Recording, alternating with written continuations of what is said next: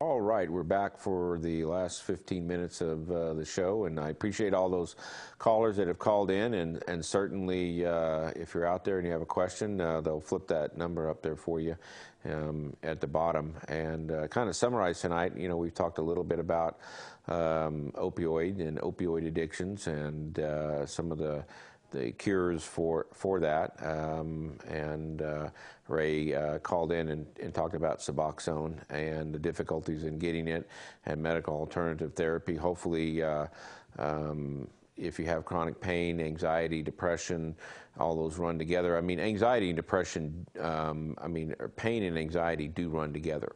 And that was one of the problems I personally, as a physician, have had with Walmart Pharmacy deciding that they were no longer going to fill benzodiazepines or Valium-like drugs with opioids because it was, quote unquote, a dangerous combination. And in fact, Walmart here was the only pharmacy in the state of Nevada that made that decision. It affected a lot of my patients, some of them adversely.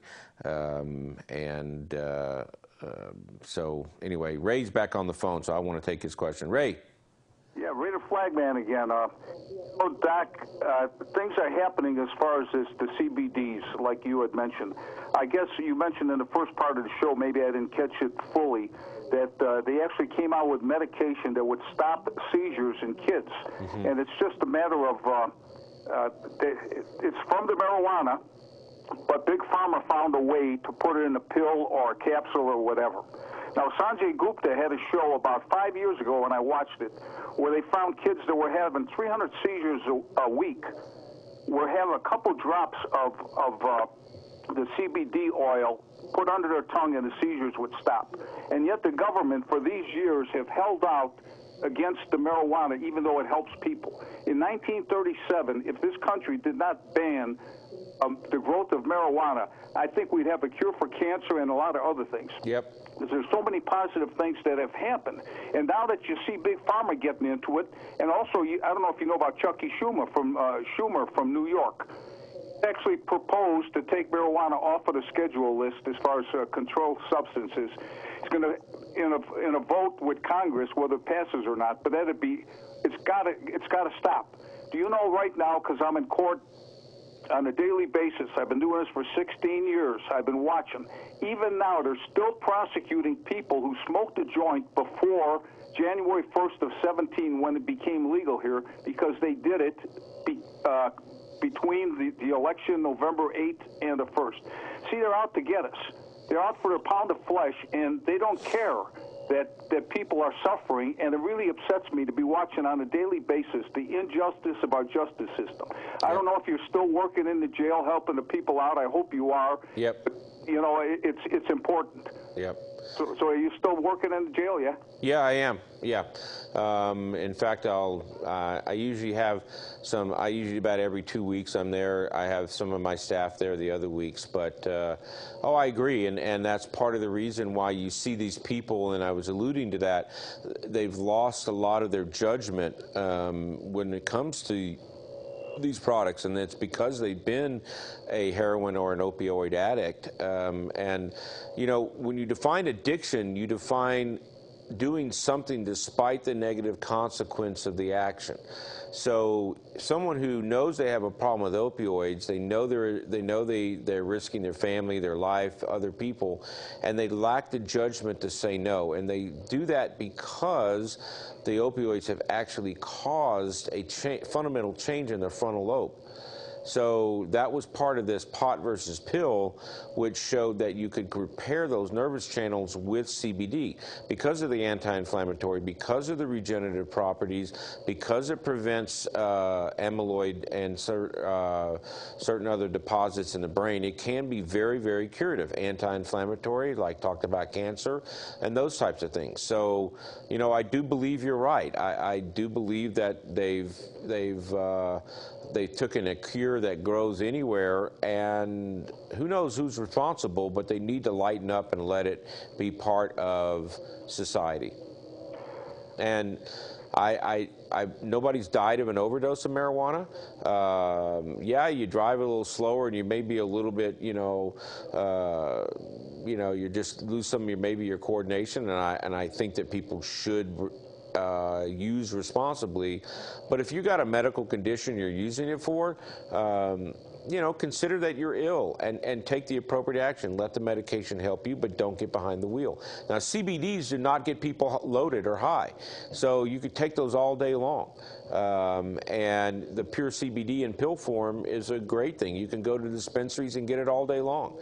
And I encourage people to try it if they have an inflammatory condition or they may be suffering with a little mental cognition issues and things of that nature. You never know. I mean, it's not that expensive. It's like $20 or $30 for a small amount of CBD, and give it a chance to see if it helps you. Well, some of the stuff on the internet is drastically overpriced as far as the CBDs. I know me and Chuck, we would he'd be on the internet and be given prices where you can find like for 1 ounce of CBD oil would cost you like $256 for 1 ounce. They say it's a higher quality, so you really have to make a determination whether you're willing to pay the big bucks because they say it's more potent or whatever. And it doesn't get you high at all. You're right about that. Well, and nobody's, one of the things that hasn't been done is the amount of CBD for which ailment, right? And because it's a commonly produced product, it's kind of like, well, how much do I take and what do I do? Nobody knows the answer to that. It's the Journal of Irreproducible Results. So you're going to have to do your own kind of experimentation on yourself to try and find out. But you need to give it time. I mean, it took you years to have the problem. It may take you just as long to correct the problem. So for those people that wish to go down that road, be patient and be responsible. And I would like to put a word out for any prosecutors watching your show tonight. I hope that they reconsider the charging of people when marijuana was voted in legal, and yet they're still prosecuting them because in December of 16 they smoked a joint and they want to put these people away for 1 to 4 years.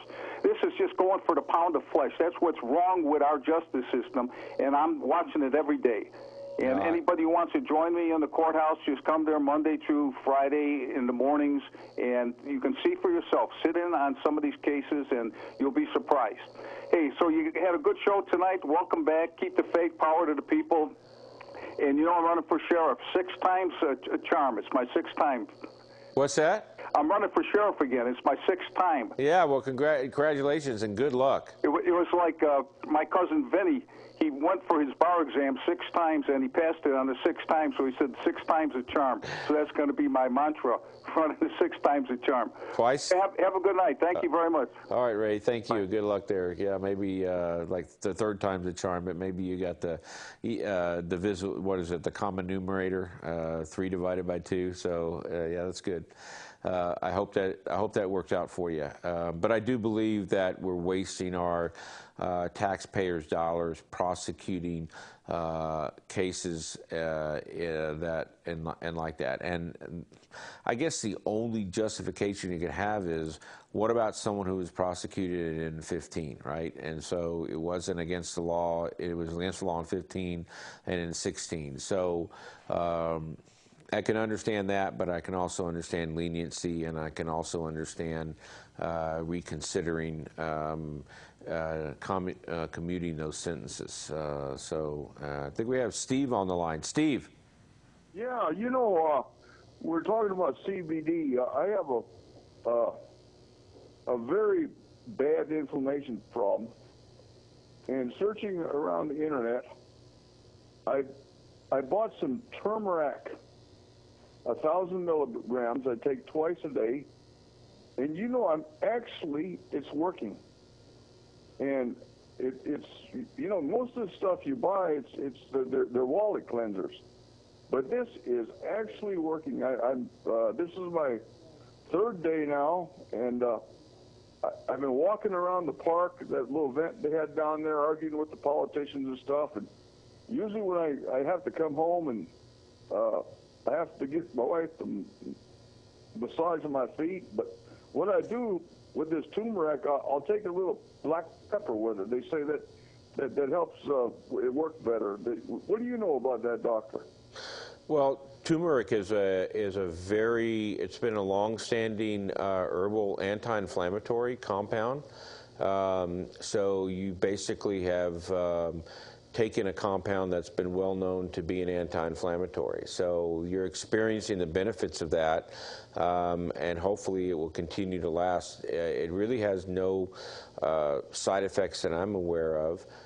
It's probably the fact that it's working is much better for you than non-steroidals like Advil and things of that nature, which can decrease blood flow to the kidneys and can denude or weaken your protective lining of your stomach.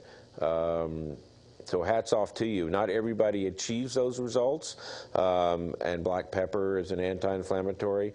One of the things that's in those compounds that's similar to what's in some of the marijuana compounds are the terpenes that are in there that are also anti-inflammatory. And so we find there's over, I think, 1,100 terpenes out there in the compounds in the foods we eat, and a lot of those have good positive medical effects on people. I don't spend a lot of time in the holistic side of medicine, but I give it credit to those people who take it and experiment with it, and if it works, you stick with it, and if it doesn't, you move on to the next compound. And it probably has something to do with your biochemical makeup and how that's working for you. Yeah, you know, I was really surprised because I've spent a lot of money, because when you're in pain on your ankles and stuff like that, you're in pain. Mm-hmm. And, you know, what I do is I was reading about you got to take black pepper with it to make it work. And I bought mine at Puritan Pride on the internet, and 1,000 milligrams. I got 6 months worth, and it was like $50.